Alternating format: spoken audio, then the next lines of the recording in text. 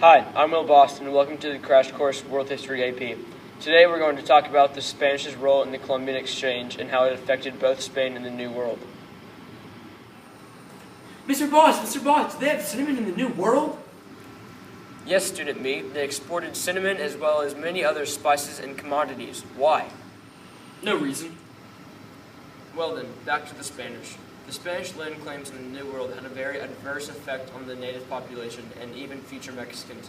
When the Spanish plundered the Americas of all of its known gold, it devalued the worth of their land claims. Funnily enough, this also had a negative effect on Spain, since they recklessly handled the gold and loot and ended up bankrupting their own government in a very ironic turn of events. The Spanish caused a lot more harm than good to the New World as well as themselves. But to tell this story, we're going to need to set up the scene. In 1492, Queen Isabella and King Ferdinand of Spain decided to pay for Christopher Columbus's voyage to find a shorter, more direct route to India.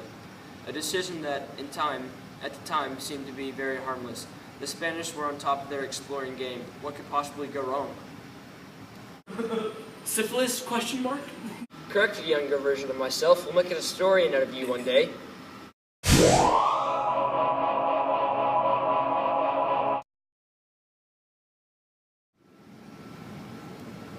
King Ferdinand and Queen Isabella had no idea of the consequences that would ensure for supporting Columbus's silly endeavor.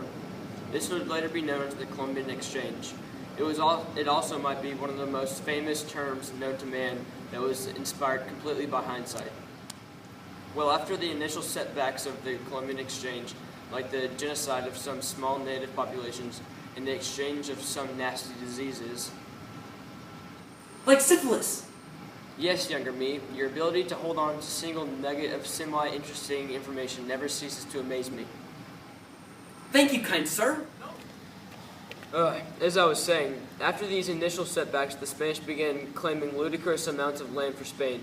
In 1513, Vasco Balboa crossed the Panama and was the first European to see the Pacific Ocean from the west coast of the New World.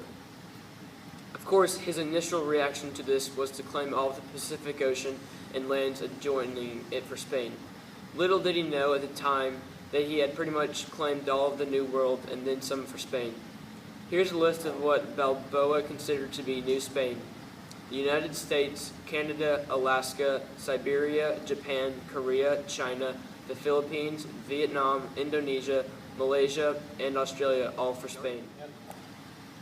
Now, I feel it is important to mention some important technicalities in setting land claims. Balboa might as well have claimed the entire world. The claim was meaningless. The problem with this was that they never even saw half of the lands that they claimed for the motherland, nor did they have any intentions of setting them. And in order for any particular plot of land to belong to your country, it needed to be settled first. So if you didn't have any villages on a piece of land you claimed to be yours, you almost guaranteed that a rival country was bound to settle it. This is where the famous Treaty of Tordesillas comes into play. The Treaty of Tordesillas was originally meant to resolve any dispute that had been created following the return of Christopher Columbus. On May 4th, 1493, the Spanish-born Pope Alexander VI granted lands west and south of a pole-to-pole line, 100 leagues west and south of any of the Cape Verde or Azores Islands should belong to Spain. Cool. This claim was only slightly less outrageous than Balboa's claim and equally as unfair. Needless to say, Portuguese King John II had a problem with this and sought to change the papal bull. He felt that he was given far too little land. So without the Pope's guidance, King John negotiated with King Ferdinand and Queen Elizabeth until the Treaty of Tordesillas was born. While Spain didn't necessarily own the world like they had hoped, the land that they did claim at the time was very valuable. There was over 1,000 years' worth of gold accumulated in the New World, and Columbus took it all in 2 years. In fact, this amount of gold was so massive it devalued Spain's currency and caused its government to nearly collapse. Gold wasn't the only valuable commodity that was exported from the Americas, though. The land was rich in more ways than one. The soil was fertile and many exotic fruits and species thrived. It made for perfect farm and ranching land, and despite all of the religious overtones, The Spaniards came to the Americas for two reasons, and two reasons only: to find gold and eat food. When the Spaniards finally started exporting these commodities, they exported in surplus. Goods like silver, gold, gems, pearls, spices, cinnamon, sugar, tobacco, silk, and many other exotic goods from the Spanish Empire in the Americas to Spain. Mr. Bost, did you say cinnamon? Okay. Yes, and by judging from your one-tracked mind, I'm not going to like what's in the secret compartment. Now, on to the secret compartment.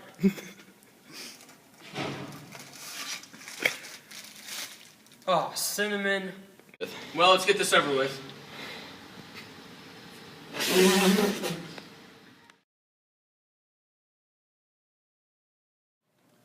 Trade wasn't completely one-sided, however. Spain sent out horses, pigs, cows, oxen, and other beasts of burden to the Americas to help their colonists. Many animals, unfortunately, began to die out due to this mass flocking of invasive species to the New World. Let's go to the thought bubble. Did you know that camels existed in the New World before the Europeans arrived? No? Well, that's because they are extinct. When the Spaniards came to the New World with their own livestock, they had no need for the camel, and they just killed them off. While this is not how most of the extinct species died off from the Columbian Exchange, it does accurately symbolize what happened. The animals that the Spaniards brought and thrived in the New World at the expense of many other species. No, animals who did this are known as an invasive species, and they can literally flip an ecosystem on top of its head. So whenever a PETA hipster tries to defend the oh-so-innocent cow or pig, you can now retort saying that they did more harm than good in the first place. And now for the open letter. Dear King Ferdinand and Queen Elizabeth, did you know that you would create a chain of events that would lead up to the extinction of many New World's inhabitants? No? Because of you, the gene pool for future generations has been mixed, meaning that you are slowing humanity's evolution to its true potential. You did do one thing right, though. You created a new world that has bacon, and for that, we forgive you. Now, while the animal aspect of the Spaniards arrived to the New World can be argued as good or bad, the social aspect was pretty bad. The Spaniards enslaved the local populations who submitted to their power and killed those who resisted. And while most of the native casualties may have been caused by disease, the fact remains that the indigenous population, which numbered at around 100 million, declined to a scary 1.8 million. The lucky remaining natives were forced off their land to live their lives in relative peace. The unlucky ones were forced into a life of slavery and indoctrinated against their will with the Spaniards' religion. Speaking of religion, while all of this nasty stuff with the genocide was happening, the Spaniards felt that they were completing their God-given mission. The Catholic Church was still very corrupt at this time, and Pope Alexander VI even stated in the Papal Bull, a proclamation written by the Pope, that all of the New World be claimed for Spain. Conveniently, he was born there, so I very much doubt that his decision had very much to do with Catholicism at all. This, on top of the fact that the natives were being forced to convert to a religion that they didn't even believe in, made the entire situation pretty screwed up. All in all, first contact in the Americas could have gone a lot smoother. Had Spain been in less of a rush to conquer everything in sight and set up trade with these indigenous people, they might have been able to avoid their economic collapse. And the land they were so intent on ruining might have grown into something much, much more. Thanks for watching this installment of Crash Course World History AP. See you next time.